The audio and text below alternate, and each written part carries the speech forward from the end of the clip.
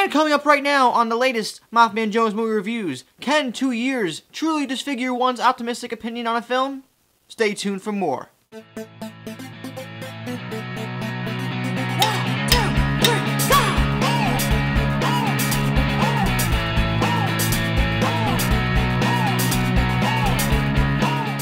Hello everybody, welcome to MaffmanJones movie reviews. I'm your host John Maffio, and today's featured movie is The Amazing Spider-Man.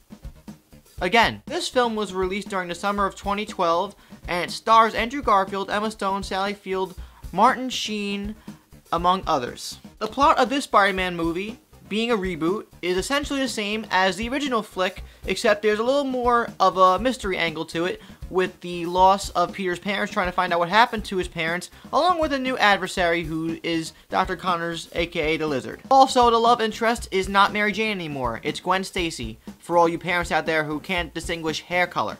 2 years ago, I reviewed The Amazing Spider-Man on the same channel, and I gave it high praise. Since then, my opinion has diminished a little bit.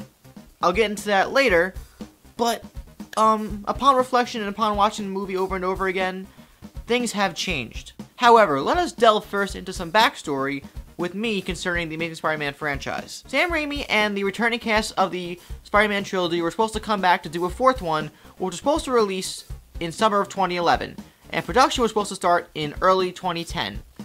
Everything was fine. We had John Malkovich as the Vulture, Anne Hathaway had rumors to be the Vultress, and there were other things going on, but I was excited, because I had realized at this time that Spider-Man 3 was a mess, but I could forgive Raimi and everyone else, because I felt like they could redeem themselves with a fourth movie. Come January 2010, Sam Raimi and Sony, who would have expected it, come to creative differences.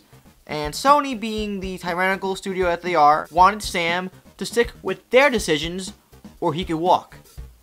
Sam did the right thing and walked away, which then provoked everybody else in his production company, people who involved with Sam Raimi, to walk away too. And thus, Spider-Man 4 was cancelled.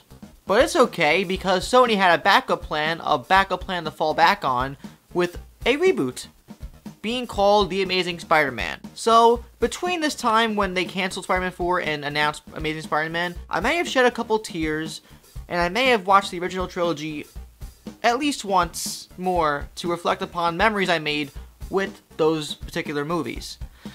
But then as time went on, more casting came out, Emma Stone casting came out, Sally Field, Martin Sheen, and even though I was not initially tuned in to the idea of a reboot of Spider-Man so quickly, or at all, I started to think, you know what? Maybe this could be fun. Maybe this could be a good movie. I mean, I'm still opposed to it a little bit, but it could be okay. But as more footage came out, and as more things came out, going from 2011 to 2012 when they released footage, I got optimistic, and then I got excited. Then I saw the movie in theaters, and I realized it wasn't the same movie that I was looking for, but in my mind, I said to myself that I loved it. 2 years later, it's 2014 now, the second one comes out this week, and I have changed my opinion a bit after watching it at least 4 or 5 times since the summer of 2012. The Amazing Spider-Man is not a good movie. There are moments within the film that expose themselves as truly great moments that would be in a really great movie, but then there are other moments that just diminish the film in general and make it a convoluted mess. Like Spider-Man 3, but in a different way. Visually and aesthetically, The Amazing Spider-Man is fantastic. It's really dark and gritty, like in terms of color palettes, but it is really nice to look at. It's well filmed. It acts as a competent film as far as framing and camera movements are concerned. And the cast of this particular reboot, and going forward with them, is brilliant. Andrew Garfield, in his own way, encompasses the character of Peter Parker. Emma Stone is really good as Gwen Stacy. Sally Fields and Uncle Ben truly and earnestly act out their roles as, respectively, Aunt May and Uncle Ben. And they are definitely one of the best aspects of the movie, actors and characters-wise. The whole cast in general, though, is well executed, and the actual actors do the best they can with the material they are given to provoke emotion within their film. However, despite there being artistic tendencies from Mark Webb in the movie that you could obviously tell if you know who Mark Webb is as a director, The Amazing Spider-Man feels like a rushed mess that has a lot of choppy editing issues, a lot of story issues, and it just feels like a movie that was made by the studio. Yes, we do have the so-called untold story, which isn't really told in this movie, but for the most part, it is still an origin story. And we have Peter Parker going through the motions beat for beat like with the first movie, going through high school, having the death of Uncle Ben, learning about himself, and just having to save the city from destruction, just like with Green Goblin in the first movie. Audiences were so captivated by the Raimi trilogy that having a new franchise Spider-Man coming out so quickly, it polarizes and confuses people. The idea of comparing and contrasting is openly welcomed, in my opinion. You can't help it. That's just how pop culture is. The Amazing Spider-Man as a whole just feels like a movie that's trying to do too much at the same time, and it's going through the motions with the origin story while also trying to tell different stories. All these subplots and elements get strung together in a web, in a tangled web, and they don't quite confine into a straight line of consistency.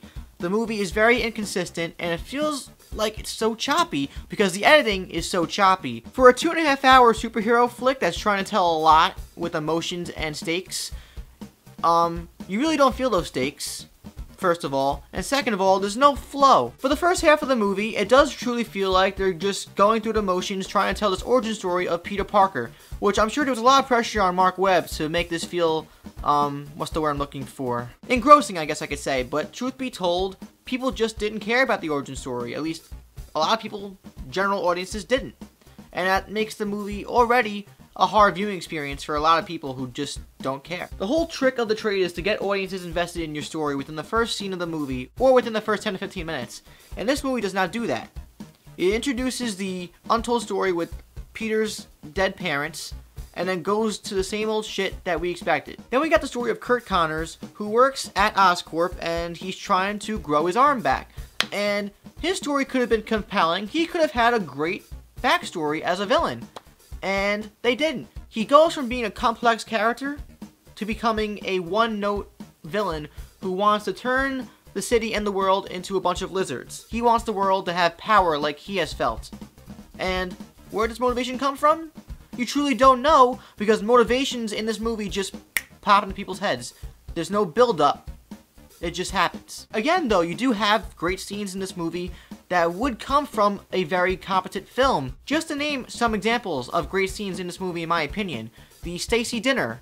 The scenes between Aunt May and Peter Parker alone in the house. The commencing scene with the untold story, what little we were told of it anyway. The scene where Peter Parker saves the kid on the bridge after fighting off the lizard. The death of Captain Stacy. And also the breakup scene between Peter and Gwen, where Peter says he can't see her anymore. Which, speaking of that last scene, the chemistry between Peter Parker and Gwen Stacy in this movie, played respectively by Andrew Garfield and Emma Stone, is captivating and very lovely to watch. It makes you feel like you're part of their relationship, even though it does feel real, because the entire time they're acting severely awkward, not finishing sentences, and just going, ah.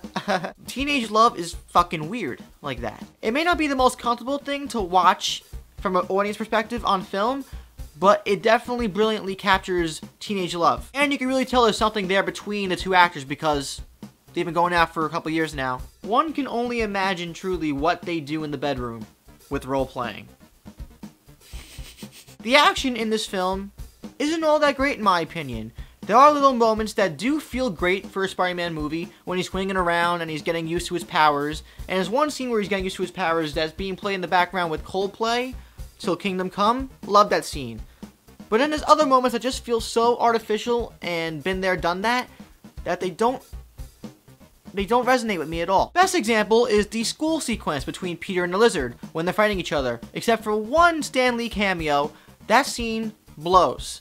It just, you don't feel the stakes at all because it's all computer generated, and it's just something about the mix of how that scene was made doesn't go right with me. The final fight between Lizard and Spider-Man on top of Oscorp Tower has some stakes, but then again, it also feels kind of stupid too. The part where the antenna falls onto the city streets, that definitely killed a good amount of people, but you never see what happens. Sure, Peter gets shot in the foot and he does that little crane sequence, which people don't like, but I actually like because it shows his liberating freedom, becoming Spider-Man. And sure, maybe he had some problems, which, by the way, I think it's really stupid that everybody knows who he is. Gwen knows who Spidey is, Captain Stacy finds out who Spider-Man is, pretty damn sure Aunt May knows who he is, but we probably won't find out until the second or third movie. That scene where Peter Parker shows off his face to Captain Stacy before he's like, "You have to let me go," to Oscorp Tower on the city streets, where the freaking helicopter lights are propelling onto his face. Paparazzi definitely took pictures of Spider-Man in that moment. They definitely had access to his face there, right? The film just feels like it's trying way too hard to be a Batman movie, but in Spider-Man form. It does have lighthearted moments, but for the most part, you could tell they had a clear objective and a clear motive, Sony, not Mark Webb. He had some contribution with the emotions, but for the most part, it wasn't his movie. It was Sony's. Again, overall, watching The Amazing Spider-Man 1 is a really confusing and sad experience because there are parts where you enjoy a lot and then there's other parts where you don't feel invested at all. Going through it feels like a big roller coaster of emotions where you want to like it, but then you can't like it. Then you like it again and you're like, oh, well, no, I don't like that scene. And it just keeps going up and down to the point that when you're done with the movie, you feel very unsatisfied. And now, 2 years later, giving it the fair grading treatment, the film is a 2 out of 5 stars. It's a Sam Worthington.